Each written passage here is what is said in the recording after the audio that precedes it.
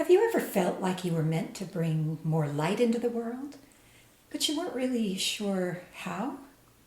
In this episode, we're talking about lightworkers, the sensitive souls who feel deeply, love deeply, and are being called to help shift the energy of our world during these challenging times. So if you've ever felt overwhelmed by the heaviness around you, this episode is a reminder that your kindness, compassion, and presence matter more than you know. Welcome to Dial Up Intuition, a podcast that invites you to awaken and expand your intuition. I'm your host, Kat Sanders.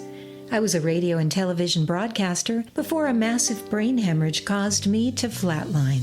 That life-changing event led to a beautiful near-death experience. And when I came back, I returned with some profound truths and the ability to connect with the other side. In this podcast, we'll explore these truths and learn how to strengthen your intuition and intuitive gifts. You'll hear conversations with remarkable intuitives who'll share how their gifts came alive, evolved, and became part of their daily lives. So whether you're just beginning your intuitive journey or you're ready to go deeper, this is your space to be inspired, guided, and reminded that your intuitive gift was always within you. So let's begin and dial up our intuition together. Have you ever felt like you just don't fully belong in this world? Like you're more sensitive than most people around you? Like the chaos, negativity, and heaviness of the world affect you deeply? Maybe even too deeply. If so, you might just be a light worker. And if that word feels a little strange to you, don't worry. We're going to talk about what that really means today. Because contrary to what some people think, a light worker doesn't have to be someone standing on a stage wearing flowing robes and waving crystals around. A light worker is simply someone who feels called to bring more love, compassion, healing, kindness, and higher consciousness into this world. That's it. It can absolutely be the spiritual teacher, the energy healer, the intuitive, or the medium. But it can also be that exhausted single mom helping another mom by watching her child after school because she knows what struggle feels like.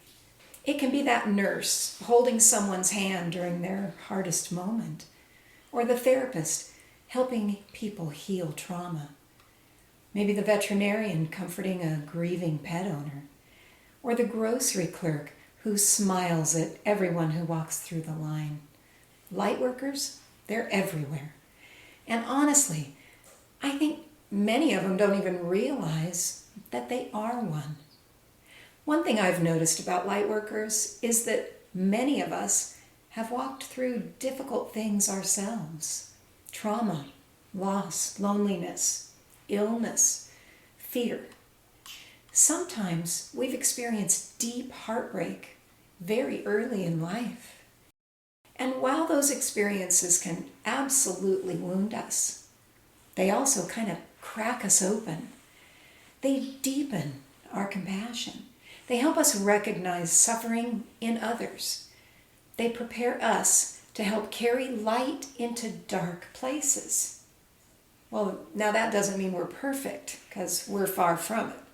Many light workers, they're still healing themselves, still learning, still just trying to figure things out. But maybe that's part of the assignment. And let's be honest, this world, it feels so heavy right now. There's just so much division, so much anger, so much fear. People are just exhausted emotionally, spiritually, financially. And sensitive people, they feel it intensely.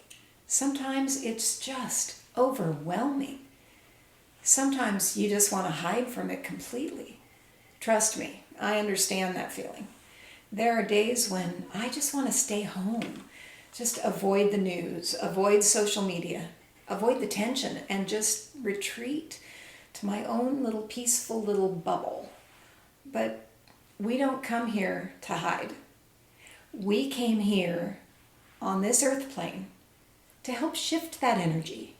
And the beautiful thing is, we don't do that through force. We do it through love. Now, love, it's not weak. It's the most powerful force in the whole universe.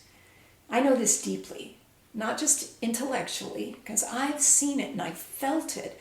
After my near-death experience from that massive brain hemorrhage I had in 2010, I returned understanding something very clearly. Love, it's real.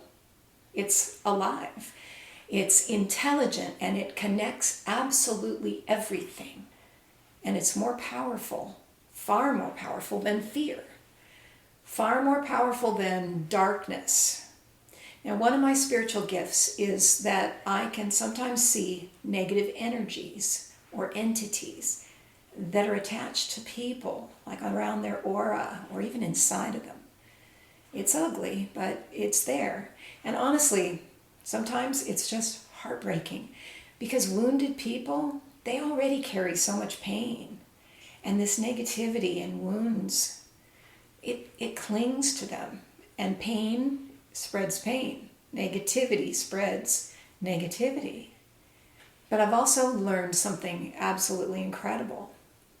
What removes these entities or this negativity, it's love. And it removes it completely. So when I work with these people, clearing this heavy energy, these entities, fear doesn't remove it. Anger doesn't remove it. Force doesn't remove it. Judgment absolutely doesn't remove it. Love removes it. Strong, unwavering, powerful love from the universe. The kind of love connected to the universal conscious itself. That energy is absolutely unstoppable, and it always wins. And when enough people begin operating from that frequency together, wow, everything changes.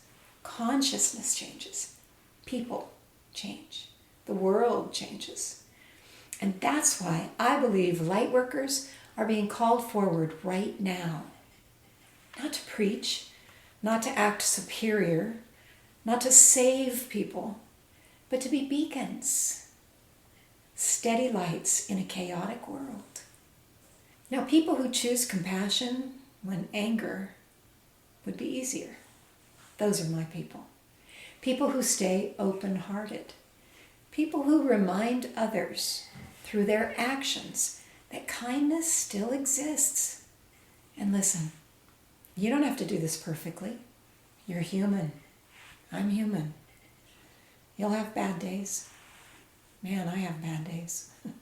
You'll get frustrated. You'll get triggered. I certainly do.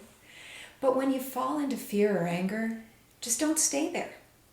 When you fall down, what do? You get back up. You reset. You choose again. That's the work. I had a moment recently that reminded me of this. I was at the ice cream shop. Yeah, I'll admit it. Because yes, I absolutely love ice cream. Life is short. Eat the good stuff, the good ice cream. Now the place was crowded. Tourists everywhere. Long line. Homeless people kind of hanging around. Really busy energy. And just as I was getting ready to pay for my ridiculously delicious chocolate, vanilla, caramel brownie masterpiece, a very dirty hand suddenly landed on my arm. Whew, I jumped out of my skin. A mentally challenged homeless man looked at me and quietly asked, "Will you buy me an ice cream cone?" And for a split second, fear kicked in. But then something deeper kicked in too. I looked into his eyes, not at his clothes, not at his situation, not at the outer shell, into his eyes, and I saw a soul, a beautiful soul. I handed him a little bit of money and gently suggested maybe he should get himself some dinner before he gets his dessert. And what struck me most was the look on his face. He seemed so surprised that someone had spoken to him kindly, like a human being. And honestly, that moment stayed with me, because every single day we're given opportunities to choose fear or compassion, separation or connection, judgment or love. And I'll tell you something else I'm learning. Meditating and sending loving intentions into the universe, it's beautiful. It's important even. But we also have to get out into the world. We need real human interaction. We need community. And we need each other. Sometimes light workers isolate themselves because the world, it feels just too painful.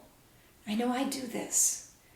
But the world needs your light in it, not hidden away from it. And as light workers, we can't just stay tucked away in our homes, meditating and hope the world changes on its own. We have to get out into the world, into the grocery stores, the beaches, the parks, the shopping centers. Go where real people are living real lives. Visit pet rescue groups. Volunteer at a soup kitchen. Help at a food bank or a nonprofit organization. Join a church group, a meditation circle, or a community outreach program. And if you can't find one that feels right to you, maybe it's time you start your own. First, you help each other heal through your own trauma. Then focus on the rest of the world. Because here's the truth.